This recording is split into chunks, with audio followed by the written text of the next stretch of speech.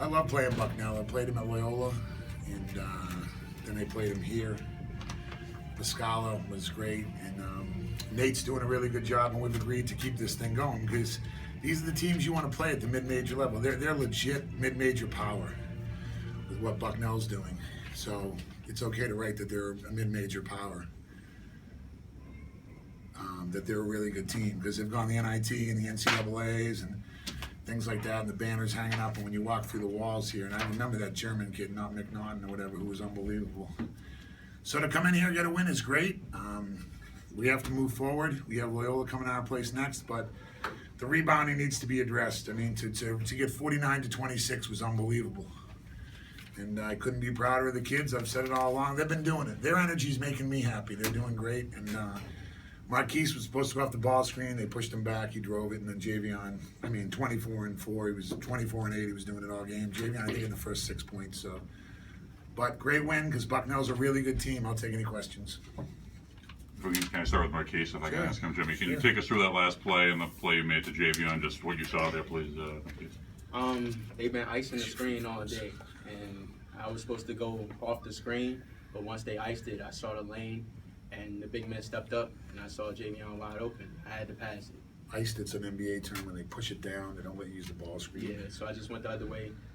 Big man stepped up, and Javion was wide open. Were you kind of amazed when you saw Javion standing there that wide open on that play? I was, but then I wasn't because once the big man stepped up, I knew he was going to be wide open. Javion, how about the huge rebounding advantage? How were you guys able to kind of dominate them on the board the way you did today? You know, that was something we emphasized coming in. You know, they were in a matchup zone, so they were scrambling a lot. So if you got to the inside of your man, it was the offensive rebound opportunities were there for you. What do you think it means for the team, particularly this early in the season, to go on the road and win a really tough, pressure-filled, overtime game like this? Do you think? You know, it's big for us. You know, we've been on the road now for like around a month, and you know, just growing together, being on the road, it just makes us tougher and helps us get better as a team. Talk about how you're able to get that wide open under the basket. You know, the play eventually I was supposed to end up near the top, but you know, I see Marquis start to drive, and once my man stepped up, I was just had my hands up, just ready to catch the ball. It's funny, you guys have such terrible luck with layups. It seems like there's so many missed layups in this game. You're just catching that thing and just making sure you don't blow the layup there. Yeah. I was a little nervous, but once I got it up there on the glass, I was confident. He took 19 shots. You were used to it by then.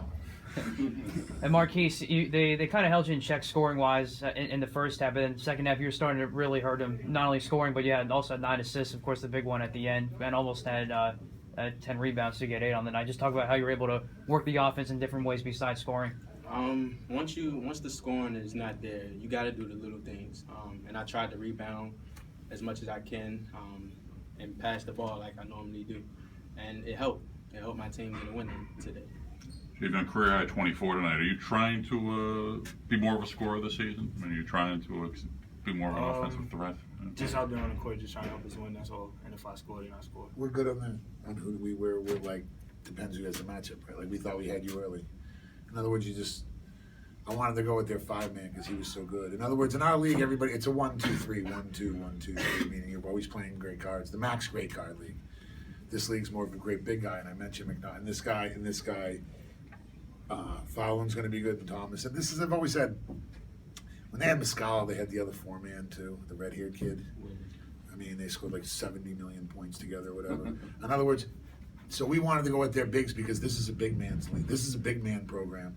So I'm like, okay, let's go at it with our bigs. And we went to Javion early and Brett early, mean that. We let them know that we could play with bigs too, because the MAC, everybody knows the MAC has great cards, but we wanted to say our bigs were going at it too. So we designed Javion to get the ball early. And Coach, there's been a big change though in the coaching this year. Obviously, they're much more an offensive team than they were the last couple of years under the last coach. You knew that coming in. Comments about that? Yeah, we got to work on transition defense. I mean, we won 80. We know we killed them by 2. Meaning, we did. In other words, there's a lot of things that we can work on. Transition defense. That big guy can really run. They beat us down the court. I mean, he had 20 and 6. I wanted Zach Thomas to come to Loyola. He wanted the Patriot League. We recruited him very heavily. When I got the Siena job, he came here early prior to visiting us. Had he visited us, I think we would have had a shot. So I love Zach Thomas. So that being said, Fowland, my friends in the Patriot League are like, this guy's all everything because he was all freshman. We know Kimball McKenzie and them, and then Haas is we got lucky with Haas tonight. That guy can play anywhere. Now, he couldn't play anywhere his freshman year. I'm not saying that. Because I was at Maryland for 17 years or whatever. But now I think Haas could play anywhere. Does it make sense? Like, that guy can play for Duke.